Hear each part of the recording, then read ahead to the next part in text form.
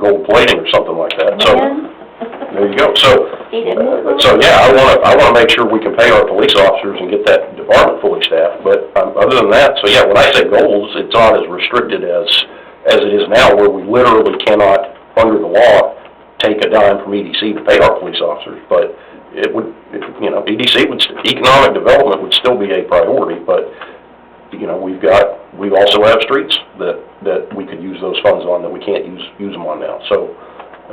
Yeah, that's what I mean when I say goal, is... I agree with you 100%, especially when you're talking about police and firefighters, that sort of thing. That's very basic. One of the other ways that I look at this is not necessarily from this particular EDC, but EDCs in general, because you look at most cities and they help lower property taxes. Mm-hmm. Now, I'll just use mine as an example. I mean, John, he goes out of his way to make sure that everybody knows I came from California. And that's true. I came from Kern, California, which, if you've ever been to Kern County, California, it's referred to as Little Texas. It's referred that way for good reason. It's nothing like the rest of California. And yes, the 500,000 people that they talk about that have left California, and most of them have probably headed for Texas, I suspect a lot of them came from Kern County. But anyway, what EDC generally does helps lower property taxes. In my situation, we came from a business that was on over an acre of land, had 500 feet business frontage on a state highway. My taxes were $2,700. Here I live in a 1,500 square foot house. My taxes are over $4,000 and rising. Bad situation. School district. Oh, yeah. I'm not going to get into that one. But, so that's the other way that I look at these things in general. And I can't tell you really what to do. I know you probably wouldn't listen to me anyway. I serve at your pleasure on the Parks Board, on the Zoning Board of Adjustments, which basically proves that I'm old and I'm a glutton for pleasure. Beyond that, I'm happy to do it. But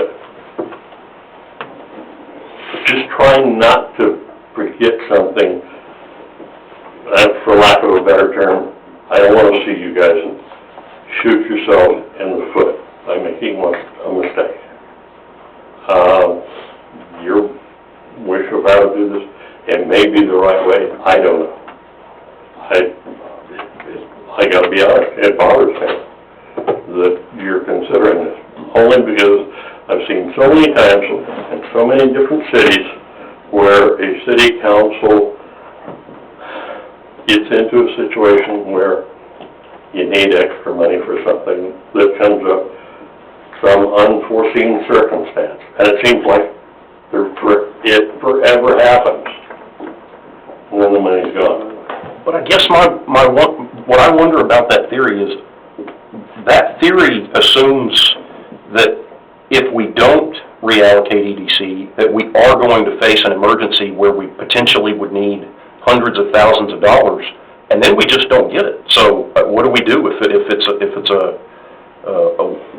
what do we do if we're in?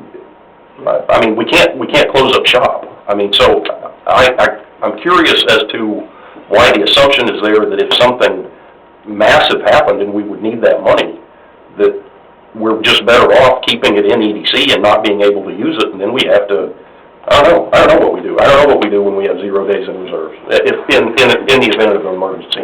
So we've got 0 days in reserves, but yet EDC's got $1 million in it and we can't use it, and then those, that's my that's my only thing, is to make sure, not even in the big, like I said, I'm not assuming that there's gonna be a big catastrophe like that, because my assumption is I'd like to see economic development continue to grow and bring people here. It's just a matter of, you know, if we've got the ability to pay who we need to pay, and from the sounds of it, the EDC sounds like they're willing to help out in some of these areas that frees up some of that money so that we can use it for the things that we need to use it for, police and fire, streets.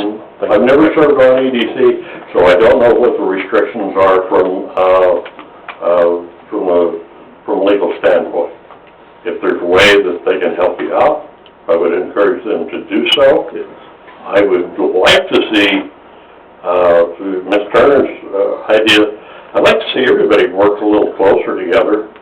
I think you can accomplish more with a lot less heartache. I would vote for that at the drop of a hat. But the only other thing that I want to say is I really do appreciate what all of you do. I mean, really. I've served on some pretty good-sized boards in my life. I know how hard it is, especially with some of the issues that River Oaks has. And I want you to know that I really do appreciate it. Thank you, Bob. I appreciate you.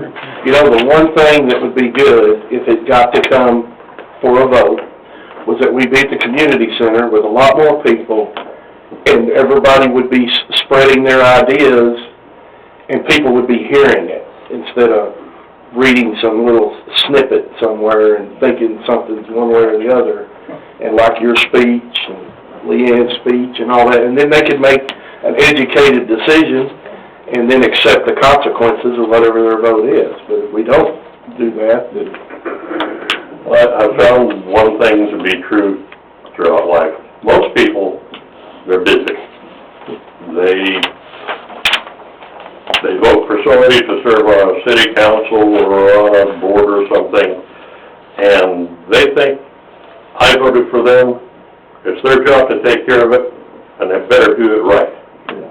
They're not going to tell you what's right, but they will tell you if it's wrong. Some people get elected and they say they elected me for what I know, and it's not true. They elected you for what you ran on. And it amazes me how many times they'll run on one thing and do another. Yeah, that's a problem. Thank you, Bob. I'm not going to give you that. Thank you. Good job. Anybody else have any? Come on up, Dave. I'm David Bedford, out of 21-29 Sansom Circle, and I'd like to introduce my wife, who is a Canterbury graduate from Canada back in the day. I'm not going to say how many days.